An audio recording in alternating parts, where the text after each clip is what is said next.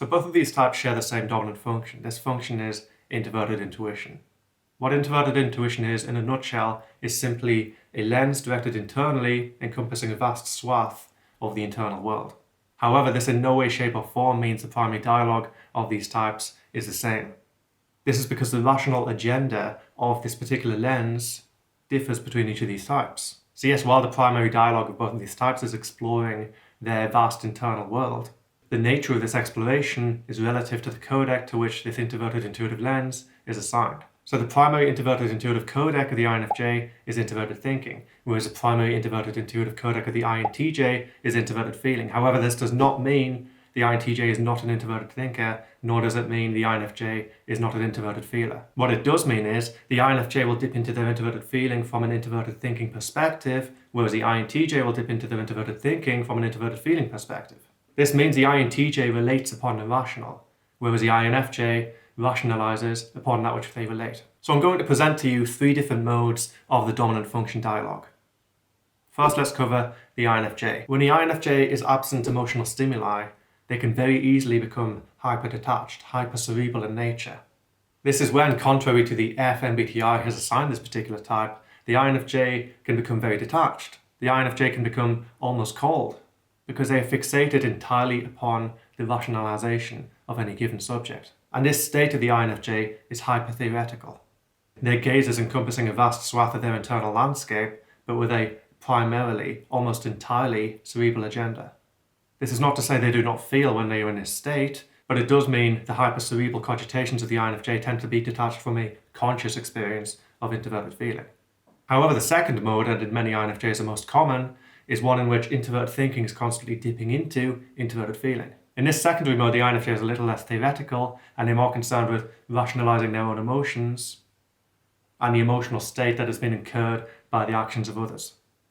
And it is in this kind of dip state of their conversion to auxiliary when they're also dipping into extroverted thinking, in an oftentimes more imaginative way, just to experiment with the means by which they could see a desire of themselves or another person fulfilled.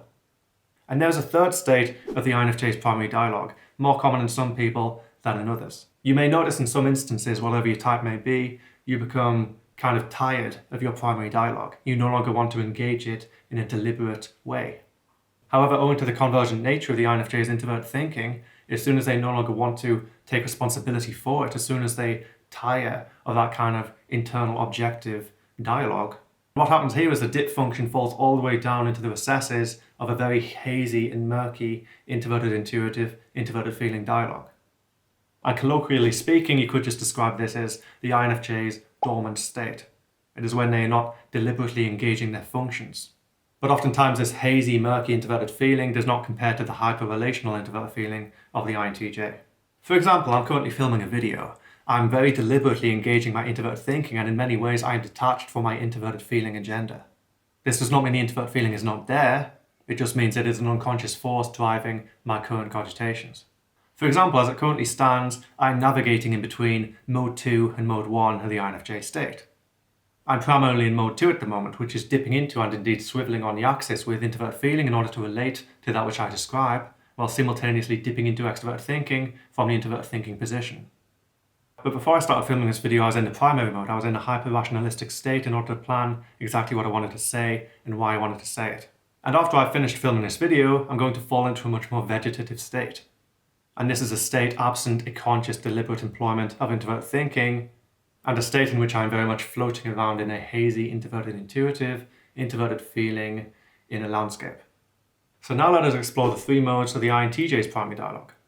The first mode is hyper-relational in nature. It is almost completely detached from the introverted thinking agenda.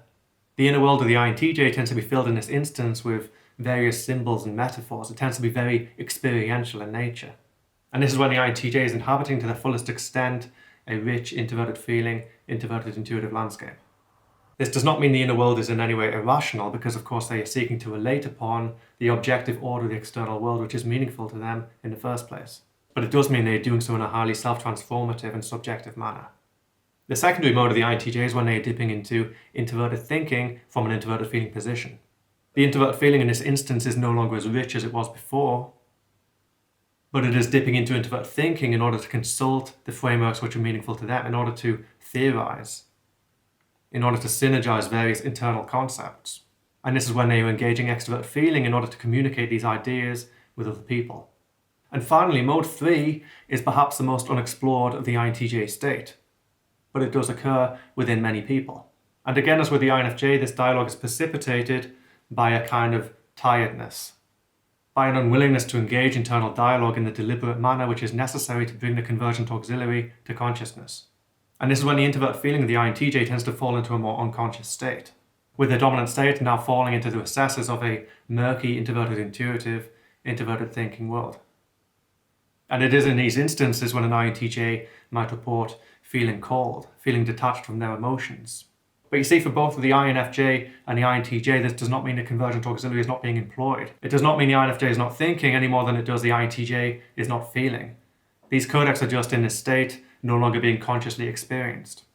The INFJ will still be having various ideas pop into the head, various connections made in the back of the mind, just as the INTJ will be continuing to relate upon the object. However, in this instance, the INFJ may not feel that they are thinking, just as the INTJ may not think that they are feeling. So those are the three primary dialogues of each of these types. As you can tell, when the INFJ is engaging the dominant stack in the most convergent manner possible, they can actually become quite cold and hyper-rational, just as the INTJ can become hyper-relational and have a much more experiential and self-transformative inner world.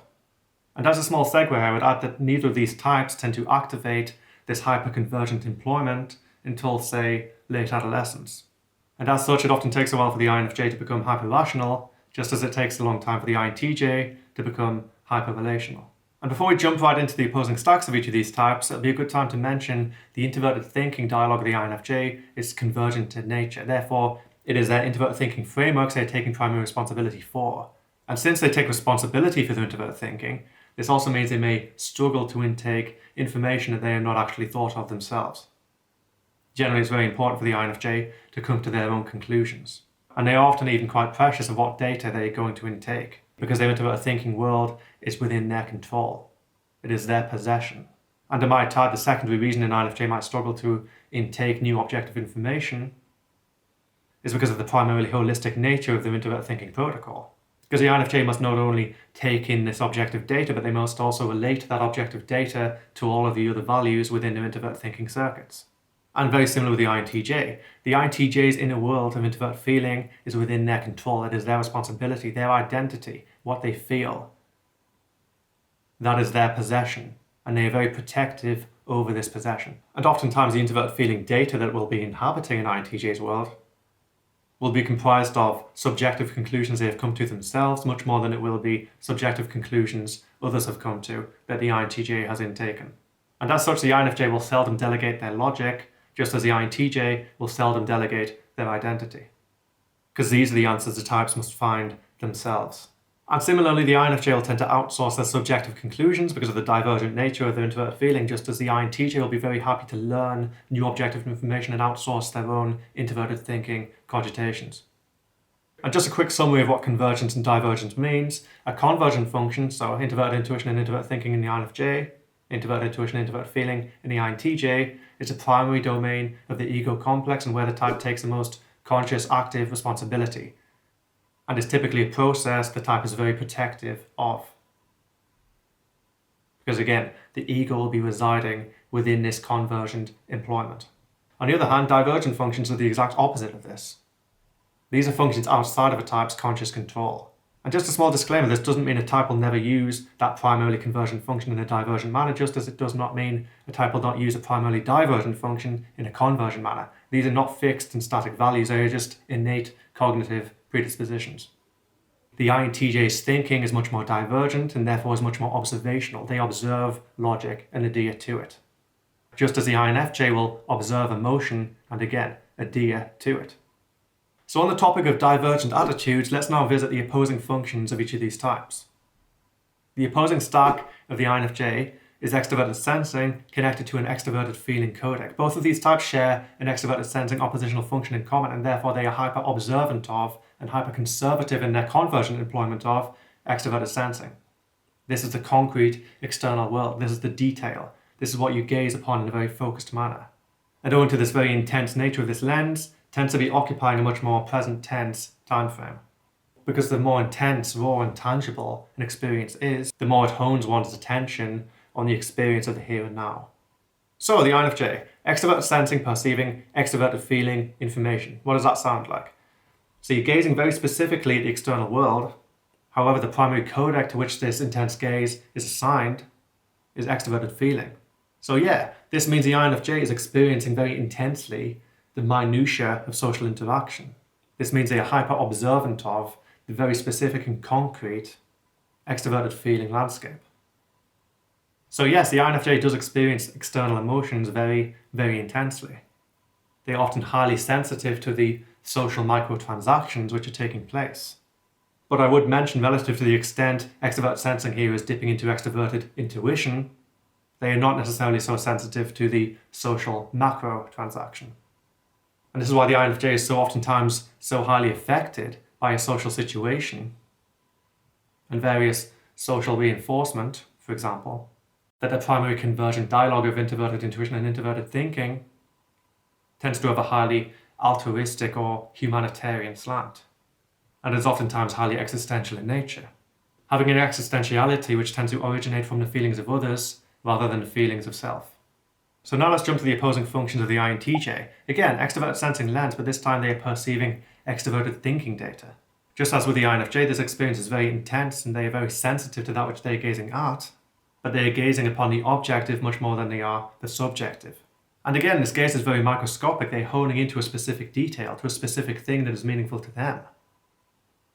And the degree to which they can encompass a more macroscopic scale of extroverted thinking, for example, surveying a vast organization, surveying the interaction between a vast array of moving extroverted thinking components, will again be relative to the degree to which they can dip into extroverted intuition from their extroverted sensing standpoint. But primarily speaking, the INTJ is very focused and conservative with what they gaze upon. And as such, they prefer to engage their extrovert thinking without distractions. Because again, the lens is microscopic. Just as the INFJ is more concerned with a very specific social situation, the INTJ is concerned with a very specific, objective, cerebral situation.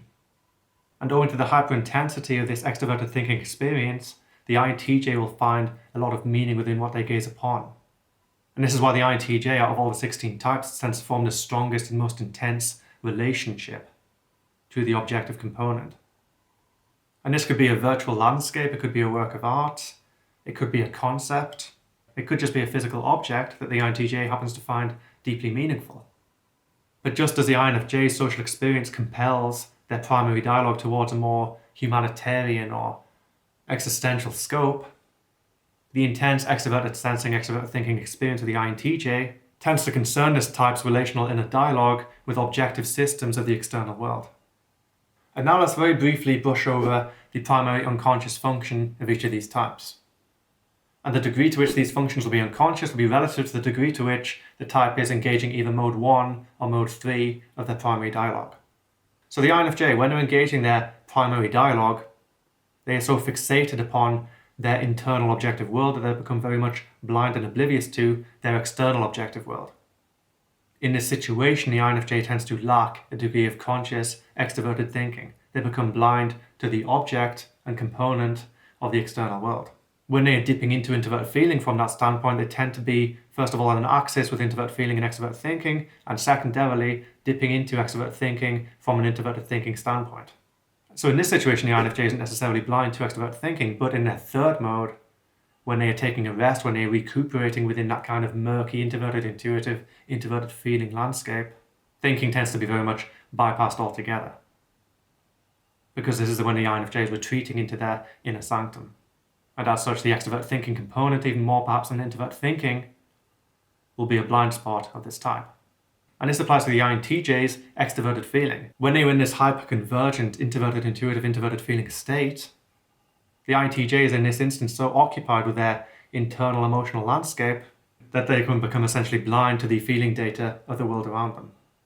However, when the INTJ is occupying a more middle ground between introverted feeling and introverted thinking, first of all, it puts the introverted thinking on an axis of extroverted feeling, and it also allows introverted feeling in this instance to more comfortably dip into its reverse orientation, extroverted feeling.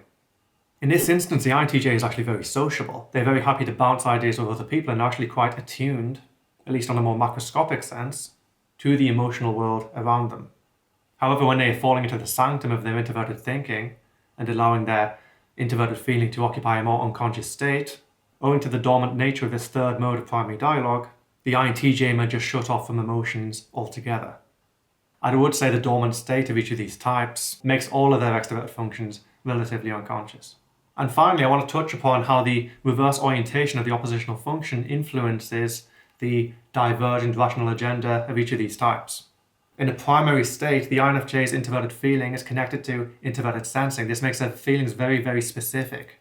While the INFJ may not necessarily consciously know exactly who they are in the same way that the INTJ would, their identity is still very fixed, it's still very concrete, and oftentimes the INFJ's values, their sense of innate character, is very much hardwired. And much as with the ENFP, which is of course the reverse orientation of the INFJ can indeed be very stubborn in what they value, and very much unwilling to change. This applies very much to the logic of the INTJ. The INTJ's introverted thinking is connected to introverted sensing. And therefore, in a primary state, even though they can engage their introverted thinking in a more holistic manner, the INTJ is otherwise very specific with their logic, very hardwired. Oftentimes they know what is right, they know what is logical, and they're not necessarily willing to experiment upon that logic. And it is in this primary state when the INTJ will tend to prioritize efficiency and be comparatively more systematic than the INFJ, who of course has a much more malleable and kaleidoscopic perception of their introverted thinking. So thank you so much for watching that. I hope it was useful. Definitely check out the longer version if you haven't already. If you did find the video helpful, I'd absolutely love for you to leave a like. It really does help the channel grow, develop and reach new audiences. And if you know anybody who might benefit from the contents of this video, definitely share the video with them. If you haven't already done so, make sure to hit that subscribe button down below with the bell icon next to it. That way you can stay notified of future content.